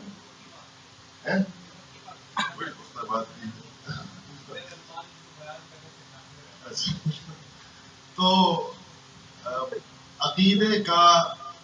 عقیدہ اسلامیہ کا معقول دفاع, عقیدہ اسلامیہ کا معقول دفاع, یہ میں نے اس کو بالکل سمیٹ دیا 4 لفظوں میں. عقائد کتاب و سنت کے اندر بیان ہوتے ہیں بغیر دلائل کے. ایسے ہی ہے نا, اللہ خالق البارئ المصور له الاسماء الحسنى, یہ تو اللہ کے خالق باری اور مصور ہونے کا بیان ہے. دلیل ہے اس کے ساتھ؟ نہیں. اب ایک بندہ اٹھا اور خالق باری تعالیٰ کی خلاقیت پر اعتراض کر دیا. اس اعتراض کا جو جواب مسلمان متکلم دے گا وہ کس علم سے دے گا؟ علم الکلام سے. سمجھے اس بات؟ تو مناظرہ اگر اس فروع پر ہے, مناظرے بعض اوقات فاتح خلف الامام پر ہو رہے ہیں تو یہ تو عقائد کے مسائل نہیں ہیں. مناظرے اصول پر جہاں پر ہوں, اصول فروع سمجھتے ہیں نا, اصول عقائد کو کہتے ہیں, فروع مسائل کو کہتے ہیں. فاتح خلف الامام, آمین بالجہر, رفع یدین, حیات النبی, یا اس قسم کے جو مسائل ہیں کہ وہ کس میں آتے ہیں؟ فروعات کے بعد. اور اللہ کی وحدانیت, حضور کی رسالت, آخرت, فرشتے اور یوم آخرت, تقدیر, یہ جو ہے یہ کیا ہے؟ اصول. اور اصول میں کیا نہیں ہے؟ اختلاف نہیں. یہ اصول میں حنفیوں کا، شافیوں کا، مالکیوں کا کوئی اختلاف کس میں؟ فروعات میں، یعنی مسائل. نماز میں ایسے کرنا ہے یا نہیں کرنا، حج میں یوں کرنا ہے تو دم آئے گا یا نہیں آئے گا، یوں کرنے سے وضو ٹوٹے گا یا نہیں ٹوٹے گا. یہ فروعات ہیں ساری کی ساری. اس میں فقہا کی آراء مختلف ہوتی ہیں اور اس مختلف ہونے میں کوئی حرج بھی نہیں. تو متکلمانہ اسلوب بھی ایک سیرت کا کہ اس کے اندر علم الکلام کے انداز میں حضور صلی اللہ علیہ وسلم کی سیرت سے کو عقلی دلائل کی بنیاد پہ سمجھ رہے ہیں. سیرت یہاں کلامیات سے عقیدہ مراد نہیں ہے، سیرت کا کلامی انداز، سیرت کا کلامی انداز یعنی سیرت کا معقول انداز دلائل کے ساتھ. یہ حضور نے یوں کیا، یہ اس سے بہتر تھا، اس کے دلائل عقلی دلائل سے حضور کے واقعات کو اور آپ کی سیرت کو ثابت کرنا، یہ بڑا اہم ترین چیز ہے. چھٹا ہے سیرت کا ادیبانہ انداز، ادیبانہ اسلوب. لفظ اسلوب یہ کچھ میں مشکل الفاظ چاہتا ہوں آپ لوگ کی ویکیبلری میں اضافہ ہو اردو کے اندر. آپ لوگ اردو کے حقیقی معنوں میں اجنبی ہیں، کوئی ویکیبلری نہیں ہوتی، آپ لوگ ایسے الٹے سیدھے الفاظ بولتے ہیں. کوئی صحیح اتنا سا مشکل لفظ بولتے ہیں تو اس کا ایسے دونوں ٹانگیں اور ہاتھ توڑ کے بولتے ہیں کہ وہ لفظ کرا رہا ہوتا ہے، بلبلا رہا ہوتا ہے کہ خدا کے لیے مجھے دوبارہ نہ تلفظ کرنا، اس کی بجائے وہی انگریزی بول دو جو تمہیں بولنی آتی ہے. تو ادیبانہ کے اندر آپ نے دیکھا ہوگا کہ منظوم سیرت یا نثر کے اندر بعض اوقات سیرت کو ایک خاص انداز کے اندر بیان کیا گیا، جیسے کہ مولانا مناظر احسن گیلانی کی النبی الخاتم، یا آپ نے دیکھا ہوگا بے نقط سیرت، جیسے وہ رضی عثمانی صاحب کی کون سی ہے، ہادی عالم، سنا نا آپ کو پتا نا. ایک اسلوب ہے کہ اردو کے اندر کہ یا عربی کے اندر کہ ایسے الفاظ استعمال کریں گے جس میں نقطہ نہیں لگا ہوگا. اس میں تفسیر کس کی ہے؟ اللہ کے بندے. جلدی بولنے والے کا یہ مسئلہ ہوتا ہے نا، پہلے سوچ لو کہ تفسیر کی بات ہوئی. تفسیر کس کی ہے؟ بے نقط ہے. تفسیر یہ اتنی مشہور بات ہے یار. فیضی کا نام سنا؟ فیضی کا کون تھا؟ فیضی ابو الفضل کا بھائی تھا، ملا بدایونی کے بیٹے تھے دونوں، اور یہ کیا تھے؟ اکبر کے درباری تھے دین الہی کے. تو فیضی نے لکھی ہے سواقع الالہام. سواقع الالہام نقطہ ہے اس میں کہیں؟ سواقع لکھو تو پتہ چلے گا تم لوگوں کو. سواقع سین سے سواقع الالہام، سواقع الالہام. اب یہ پوری تفسیر ہے اور پوری تفسیر کے اندر کہیں پر بھی نقطے والا لفظ استعمال نہیں ہوا، خا استعمال نہیں ہوا، با استعمال نہیں ہوا، جیم استعمال نہیں ہوا، اور فا استعمال نہیں ہوا، اور زا استعمال نہیں ہوا، دال استعمال، جس حرف پر نقطہ آتا ہے وہ استعمال نہیں ہوا. اور یہ اردو کے اندر جو سیرت لکھی ہے اس کے اوپر مولانا رضی صاحب نے منتقی عثمانی صاحب کے بھائی ہیں، اس کا نام ہے ہادی عالم. دیکھیں نا کہیں نقطہ نہیں ہے.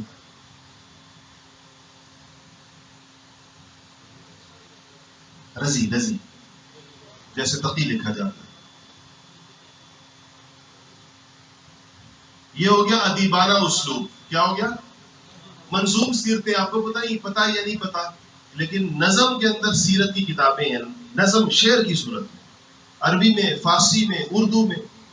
اور یہ پرانے زمانے کے اندر ہماری گھروں کی بڑی بوڑھیوں کو یاد ہوتی تھی اور یہ بیبیاں رات کو پڑھا کرتی تھی. مسدس ٹائپ کی چیز ہے، بالکل خالی کی مسدس. آٹھویں یا ساتواں اسلوب ہے مناظرانہ اسلوب. مناظرانہ اسلوب پر ہمیں سیرتی کتابیں لکھنے کی ضرورت پیش آئی جب مستشرقین کی سیرتی کتابیں آئیں. مستشرقین نے اعتراضات کیے تھے، ہم نے اس کے اوپر جوابات دیے. وہ کہتے ہیں حضور نے 11 شادیاں کیوں کی، ہم نے وجہ بتائی ہے. وہ کہتے ہیں حضور نے فلانے کو کیوں مارا، ہم وجہ بتائی ہے. حضور نے یہ کیوں کہا جو استار کعبہ، خانہ کعبہ کی پردوں سے چمٹے ہوئے ابن اختل کو مار دو، ہم وجہ بتاتے ہیں. پھر اسے مناظرہ کرتے ہیں. پھر یہ بھی بتاتے ہیں کہ اس سے زیادہ فلانی جگہ خون ریزی ہم نے تو یہ نہیں کی، یہ نہیں کیا. تو تو سیرت کا مناظرانہ اسلوب ہے کہ جہاں رسول اللہ صلی اللہ علیہ وسلم کی سیرت پر کسی نے اعتراض کیا ہے تو مسلمان علماء نے دفاع کیا اس کا، اور وہ دفاع پھر ظاہر بات ہے کہ وہ کس طرح مناظرہ ہو کہلاتا ہے. اس اسلوب پر کتابیں لکھی گئی. آخری بات آج کے لیے بس میں پھر اس پر اتفاق کر لوں گا.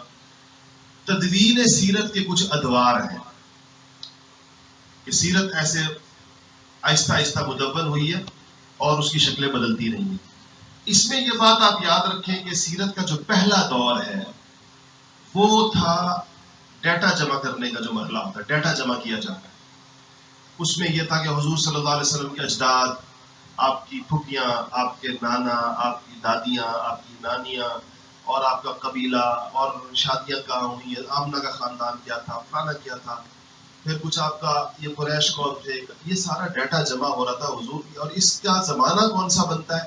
یہ حضور صلی اللہ علیہ وسلم کی وفات سے لے کر، دنیا سے تشریف لے جانے سے لے کر آخری صحابی کے دنیا سے تشریف لے جانے تک کا دور، اسی زمانے یہی دور ہے. اس میں آپ کو سیرت کی کوئی کتاب نہیں ملے گی ایسے، یہ کچھ چیزیں ڈیٹا مل جائے گا کہ آپ سمجھتے ہیں نا آج کل کیا کہتے ہیں اس کو، ڈیٹا کلیکشن جس کو، یہ آپ کو مل جائے گا. یہ نہیں ملے گا کہ اس زمانے کی کتاب کون سی ہے. آخری صحابی کب گئے ہیں دنیا سے، کب گئے ہیں دنیا سے؟ نہیں، 120 سال تو ان کی عمر ہے. محدثین کا خیال یہ ہے کہ آخری صحابی کی دنیا دور سے رخصتی کا زمانہ کوئی 105 یا 106 ہجری ہے. اس لیے جن کی عمر اب آپ دیکھیں تو سیدنا انس ابن مالک ان آخری لوگوں میں سے ہیں جو رخصت ہوئے، یا آخری لوگوں میں سے. تو یہ بات اس لیے درست لگتی ہے کہ پتہ چلتا ہے، بہت روایات آئی ہیں کہ انس کی عمر 100 سال سے زیادہ ہوئی. ایک بات، حضور صلی اللہ علیہ وسلم کی مدینہ منورہ تشریف آوری کے وقت آپ کی عمر 6-7 سال سے زیادہ نہیں تھی. وہ جو قصہ ہے ان کی والدہ جن کو لے کر آئی تھی، رمیسہ، سنایا نا میں نے بہت دفعہ، آپ لوگ حضور کی خدمت میں لا کر پیش کیا تھا کہ آپ کے خادم ہوں گے. تو اس وقت ان کی عمر 5 سال، یعنی چلتے تھے، کیونکہ روایات میں آتا ہے اپنی والدہ سے آگے آگے دوڑتے ہوئے آ رہے تھے، اور اتنے تھے کہ حضور کے کام کر سکتے تھے، لیکن اتنے بڑے کام نہیں کر سکتے تھے. کہتے ہیں میں اتنا چھوٹا تھا، مجھے حضور زیادہ تر پیغام رسانی کے کام دیا کرتے تھے کہ جاؤ انس فلانے کو بلا لاؤ. انس بھی نہیں کہتے تھے، انیس کہتے تھے نا، انیس کہتے چھوٹے انس کو. انیس جاؤ فلانے کو بلا لاؤ، فلانے کو بلا. عربوں کے اندر تصغیر ہوتی ہے، آپ تصغیر سمجھتے ہیں؟ طلحہ ہے نا، طلحہ، اگر آپ ایک بچہ طلحہ میرے پاس لائیں گے نا 2 سال کا، تو میں اس کو طلحہ نہیں کہوں گا، میں اس کو طلیحہ. طلیحہ کا مطلب کیا ہے؟ وہ چھوٹے سے طلحہ. یہ عمیر، یہ عمر کی تصغیر ہے. عمر اگر ہو تو جو عمر چھوٹی عمر کا ہوگا تو اسے کیا کہیں گے؟ بس وہ تو پہلے ہی تصغیر ہے، اس کو مزید چھوٹا کیسے کرے گا؟ بشیر آئے گا تو ہم کہیں گے بشیر، چھوٹا سا بشیر. یہی تصغیر ہے. تو تصغیر بنانے کا نحو کے اندر قاعدہ ہے، ہر لفظ سے تصغیر کیسے بنے گی اس کا اپنا ایک قاعدہ ہے. وہ نحو کے استاد سے پوچھ لیجیے کیسے بنتی ہے تصغیر. ہر لفظ کی آپ تصغیر بنا سکتے ہیں. اچھا جی، تو انس کہتے ہیں مجھے کہتے تھے نا کہ جا کر فلانے کو بلا لاؤ. تو میں چھوٹا ہوتا تو میں گلی میں بچوں سے کھیلنا شروع کر دیتا، تو آپ پھر میرا انتظار کرتے رہتے تھے، میں آتا ہی نہیں. تو پھر آپ خود باہر نکلتے تھے، انس کو بھیجا تھا فلانے کو بلانے کے لیے. تو میں دیکھتے میں گلی میں بچوں سے کھیل رہا ہوں کہ انیس میں تمہیں کہا تھا فلانے کو بلا کر لاؤ. تو کہتے میں کہتا کہ الان انا ذاہب یا رسول اللہ، یا رسول میں اب جاتا ہوں. پھر میں چوکڑی بھر کے بھاگ جاتا تھا، 2 منٹ اس بندے کو بلا کر لے آتا تھا. لیکن اس پر کہتے ہیں ختم تو رسول اللہ صلی اللہ علیہ وسلم 10 سنین، 10 سال میں نے رسول اللہ کی خدمت کی. آپ نے کبھی مجھے ڈانٹا نہیں، آپ نے کبھی مجھے جھڑکا نہیں، کسی کام کے نہ کرنے پر کبھی یہ نہیں فرمایا تم نے یہ کیوں نہیں کیا، اور کسی کام کے غلط کرنے پر کبھی یہ نہیں کہا کہ تم نے اس کو غلط کیوں کیا. اتنے چھوٹے سے بچے کی یہ چیزیں برداشت کرنا بڑا مشکل ہے. ہم لوگ کیسے اپنے بچوں کے اوپر چڑھ جاتے ہیں اور جھڑکتے بھی ہیں اور بالکل وہ ہو جاتے ہیں. اصل میں تو انسان کا اپنی وہ ہوتی ہے، ڈپریشن ہوتا ہے، اسٹریس ہوتی ہے، وہ نکلتا بچوں پر. اچھا جی، دوسری چیز یہ ہے کہ تو 2 ادوار ہے. پہلا دور یہ ہے، تو آخری صحابی 105-106 کے لگ بھگ رخصت ہوئے ہیں. تو یہ دور ہے جب یہ ڈیٹا کلیکشن کا جو زمانہ کہلا سکتا ہے. دوسرا دور ہے جس کو آپ کہہ سکتے ہیں کہ اب تدوین شروع ہوئی ہے. اب یہ آگے یہ سارے لوگ اس کے اندر تقریباً کیا نام ہے اس کا، میں نے آپ کو نام لکھوائے تھے. یعنی یہ زمانہ ہے تابعین کا زمانہ اور تبع تابعین کا زمانہ. تابعین کا اور تبع. آخری تابعی کب رخصت ہوئے ہیں دنیا سے؟ تابعین ہے نا، ایک دور ہے نا، ثم الذین یلونہم ثم الذین یلونہم، یہ دونوں دور یہی مراد ہے نا حدیث میں. خیر امتی قرنی، سب سے بہترین دور، یہ خیر القرونی قرنی، سب سے بہترین دور. قرون کس کو کہتے ہیں؟ قرن کی جمع ہے. قرن صدی کو بھی کہتے ہیں، دور کو بھی کہتے ہیں، اور قرن سینگ کو بھی کہتے ہیں. ذوالقرنین قرآن میں آتا ہے نہیں آتا دو سینگوں والا، لیکن بعض کہتے ہیں دو صدیوں والا. قرن سینگ کو بھی کہتے ہیں. اب موجودہ عربی میں بھینس کے سینگ کو قرن نہیں کہتے. تو قرنین، اچھا اپنی بات آ رہی. خیر القرون قرنی، حضور نے فرمایا سارے دوروں میں سے بہترین دور کون سا ہے؟ میرا دور. ثم الذین یلونہم، پھر اس کے ساتھ ملا ہوا. ثم الذین یلونہم، پھر اس کے ساتھ ملا ہوا. تو اس کے ساتھ ملا ہوا کس کا دور ہے؟ تابعین. اور اس کے ساتھ ملا ہوا کس کا دور ہے؟ تبع تابعین. تو آخری تابعی محدثین کا خیال یہ ہے کہ 170 ہجری سے 175 ہجری کے درمیان رخصت ہوئی. نہیں یہ پتہ نہیں ہے تابعین کا دور جو ختم. آخری تابعی یا دور تابعین کا جو اختتام ہوا ہے 170 سے 175 ہجری کے درمیان ہوا ہے. اور جو تبع تابعین کا دور ختم ہوا ہے وہ 210 سے 215 ہجری کے درمیان ہوا ہے. تو یہ سیرت کا جو یہ دوسرا دور ہے، یہ آپ دیکھ رہے ہیں کہ یہ تقریباً کب شروع ہو رہا ہے؟ دوسری صدی ہجری کے ابتدا سے لے کر تیسری صدی ہجری کی ابتدا تک، اس زمانے میں یہ دو نسلیں گزری. دوسری صدی سے تیسری صدی کا زمانہ ہے. اس میں کچھ سیرت کی موضوعات ترتیب شروع ہوئی ہے. موضوعات حضور صلی اللہ علیہ وسلم کی غزوات کسی نے جمع کر دی، بدر کے حالات، احد کے حالات. کسی نے ہجرت کو جمع کر دیا، ہجرت کیسے ہوئی تھی، کیا ہوا تھا، کیا نہیں ہوا تھا. کسی نے خندق کو جمع کر دیا. کسی نے جو ہے وہ آپ کے کیا کہنا چاہیے خطوط کے بارے میں بات ہوئی مختلف اس کے اندر. تیسرا دور ہے تصنیف و تالیف کا دور. ڈیٹا کلیکشن بھی ہو گئی ہے اور ڈیٹا اپنے موضوعات کے مطابق مرتب بھی ہو گیا. سمجھ رہے ہیں نا اس بات کو؟ ایک ہے نا ڈیٹا سارا اکٹھا ہو جانا، اب ڈیٹا کے لیے عنوانات کا قائم ہو جانا. یہ مغازی ہیں، یہ غزوات ہیں، یہ ہجرت ہے، یہ خطوط ہیں، یہ وثائق ہیں، یہ فلانی چیز ہے، یہ فلانی چیز، اس لیے بھی ہو گیا. اب اس کی روشنی میں تیسرے دور کے اندر کتابوں کے لکھنے کا عمل شروع ہوا ہے، تفصیلی کتابوں کے ساتھ. یہ دور آپ کہہ سکتے ہیں کہ یہ 200 ہجری سے لے کر 400 ہجری. یہ میں جو تاریخیں بتا رہا ہوں یہ بالکل ایگزیکٹ ڈیٹس نہیں ہیں. 200 ہجری سے میری کیا مراد ہے؟ 195 ہجری سے لے کر 210 ہجری تک کا یہ 15 سال یا 20 سال یا 10 سال یا 5 سال یا اس طرح یہ ایک تخمینہ ہوتا ہے. تو 200 ہجری سے لے کر 400 ہجری یہ دو صدیاں جو ہیں یہ تصنیف و تالیف کا دور کہلاتا ہے. اگلے 200 سال جو ہے 400 سال ہجری سے لے کے 600 ہجری تک کا زمانہ، اس کو آپ کہہ سکتے ہیں یہ ایک کمپریہنسو کوریج کا زمانہ ہے سیرت کی. اس میں کیا ہوا ہے؟ علم حدیث کو، سیرت کو، مغازی کو، تاریخ کو، تفسیر کو، انساب کو، لغت کو، ادب کو، اس سب سے معلومات اکٹھی کر کے سیرت کی 8-8 10-10 جلدوں پر مشتمل کتابیں لکھی گئی 400 سے 600 کے درمیان. 600 سے لے کر 800 ہجری تک کا جو زمانہ ہے اس کو آپ کہہ سکتے ہیں کہ یہ ڈائیورسفیکیشن کا زمانہ ہے. جو سیرت کے علوم کی ڈائیورسفیکیشن ہوئی ہے اس کے اندر. اس میں کیا ہوا ہے؟ اس میں پھر دوبارہ سے چیزوں کو الگ الگ، مثلا کتاب آئی کتاب النبی. کتاب کا مطلب کاتب، حضور کے کاتب کون کون تھے؟ مستقل کتابیں. وثائق النبی، حضور صلی اللہ علیہ وسلم کے سارے خطوط الگ جمع کیے گئے. حضور صلی اللہ علیہ وسلم نے جو ہمارے پاس ریکارڈ موجود ہے خطوط کا وہ 205 خطوں کا ہے جو محفوظ ہے، جس کی عبارت ہے ہمارے پاس.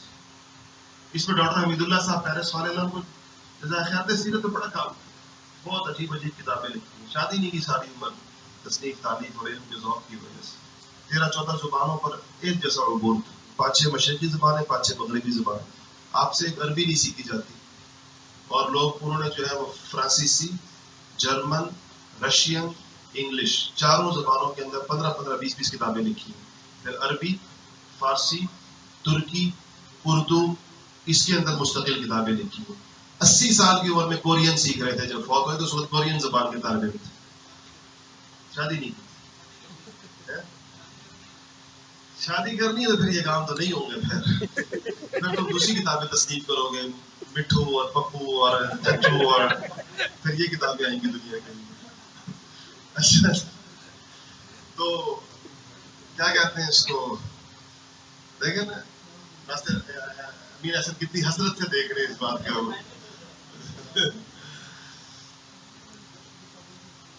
اچھا جی، اس کے بعد یہ 600 سے 800 ہجری تک کا زمانہ ہے. میں نے کہا نا اس میں ڈائیورسفیکیشن، تھوڑی چیزیں الگ الگ ہو رہی ہیں، یہ چیزیں آ رہی ہیں.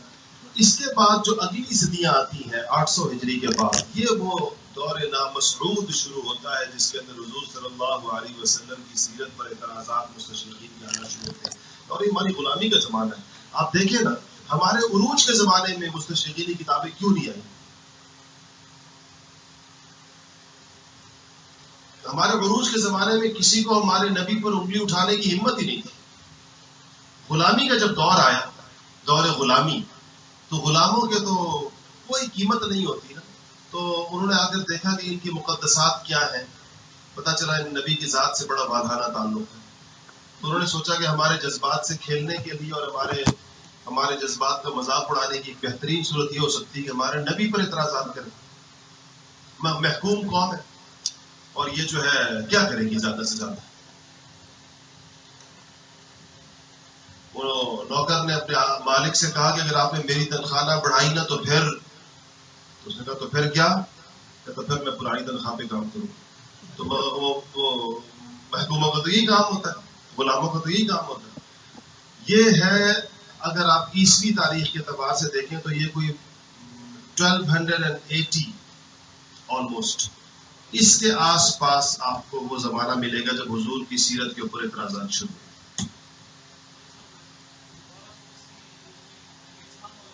1280 عیسوی کا، 800 صدی ہجری کے بعد کا زمانہ. اس میں مستشرقین آ گئے، مغربی دانشور میدان میں آ گئے، اور سیرت، ہماری سیرت جو ہمارے پاس چیزیں موجود تھیں. عجیب بات یہ ہے کہ ان لوگوں نے، چونکہ یہ لوگ بہرحال علم کے شیوع کے شائق تو تھے، ہماری سیرت کی بیشتر کتابیں انہوں نے چھاپی.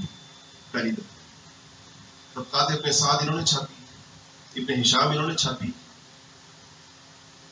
یہ بھی ایک پورا موضوع ہے کیونکہ ان کے پاس پریس تھے، وسائل تھے اور چیزیں تھیں، تو کتابیں یہی چھاپتے تھے. بہت اس پر آپ کبھی پڑھیں کہ مستشرقین نے کیا کچھ چھاپا ہے. پھر اس پہ اعتراضات کرتے تھے، اور وہ اعتراضات ایسے کرتے تھے کہ مثلا اگر ایک آدمی نے، لیکن کا طریقہ واردات، اگر ایک آدمی جو حضور صلی اللہ علیہ وسلم کی سیرت میں کچھ اہم ترین واقعات کا راوی، اگر آپ اس راوی کو مخدوش کر دیں، مجروح کر دیں، تو اس راوی کی اس مجروح ہونے کے ساتھ ہی وہ سارے واقعات بھی اپنی صداقت کھو دیں گے، اپنی اوتھینٹسٹی کھو دیں گے جو اس نے بیان کی. تو اگر آپ کو کچھ چیزیں مل جائیں، مثلا کتاب آپ کو ملی جس میں اس راوی کی پر جرح ہے، اور کتاب جو ہے وہ بے شک مخطوطہ ہے، تو مستشرق کو اس کو چھاپنے کے اندر بہت دلچسپی ہوگی. باقی کتاب سے اس کو کوئی تعلق نہیں ہے، اس کو اس ایک صفحے سے تعلق ہے جہاں سے وہ اس راوی کو نیچے پٹک سکتا ہے، اور راوی کو پٹک کر وہ اس کی 15 روایات کو بے سند کرنا چاہتا ہے. کیونکہ ان روایات سے اس کا خیال یہ ہے کہ حضور صلی اللہ علیہ وسلم کی سیرت کو یا کسی اسلامی روایت کو تقویت پہنچتی ہے. سمجھ رہے ہیں آپ اس بات؟ اسی طرح اگر ایک چیز مسلمانوں کے درمیان متفق علیہ سمجھی جا رہی ہے، اگر اس پر کوئی اختلافی شوشہ کہیں سے آپ ماضی میں نکالنے میں کامیاب ہو جائیں تو اس کی وہ اتفاقی حیثیت مجروح ہو جائے گی کم سے کم. تو ٹھوک بجا کر یہ کہنے والے کہ اس مسئلے پر مسلمان فقہا میں، مسلمان مجتہدین میں کوئی اختلاف نہیں ہے، اب یہ نہیں کہا جا سکتا. کیا کہا جائے گا؟ یہ مسئلہ اختلافی ہے. ان دونوں تعبیرات میں کوئی فرق ہے یا نہیں؟ سمجھ رہے ہیں آپ اس بات؟ کسی چیز کو کمزور کرنے کی سب سے بہترین صورت یہ ہے کہ مسئلہ اختلافی ہے. تو بس وہ ہوتا نہیں ہے. آپ کبھی اصول تحقیق پڑھ لیں تو وہ ایسا نہیں ہوتا. اس کے مخطوطے ہوتے ہیں، پھر ایک سے زائد ہوتے ہیں، پھر مخطوطوں کی تاریخ ہوتی ہے، پھر اس کے اوپر اس کی سندیں ہوتی ہیں، پھر اس کی کہاں سے ملے ہیں، کیا ہوا ہے، پھر کتنے ہیں، پھر ان کی وہ ساری چیزوں کے بعد اتنا آسان نہیں ہوتا تحریر کرنا. تو جس کتاب کا صرف ایک مخطوطہ ہو، اس کی استنادی حیثیت ہی پھر بڑی کمزور ہوتی ہے. پھر وہ مخطوطے کو جب وہ دیکھا جاتا ہے، وہ ہر وقت دنیا میں رہتا ہے اور ہر وقت اس کی تاریخ کو اس کے کاغذ سے اس کی عمر کا اندازہ لگایا جاتا ہے. تو یہ ہے. اس کے بعد ایک پھر اب سیرت کے موجودہ دور کو آپ کہہ سکتے ہیں، جو میں اور آپ سیرت پڑھ رہے ہیں بیٹھ کر، یہ بھی ایک دور ہے. اس کے اندر ایک اور طریقے کے ساتھ کہ مسلمانوں کو سیرت پڑھانا اور 25 30 اور 40 سال کی عمر میں ان کو بتانا کہ ان کے نبی کیسے تھے. یہ بھی ہے قرب قیامت کی نشانیوں میں سے سیرت کا ایک دور یہ بھی ہے. یہ قیامت کے قریب ترین زمانہ ہی ہے، یہ آخری دور ہے. کافی آج کے لیے.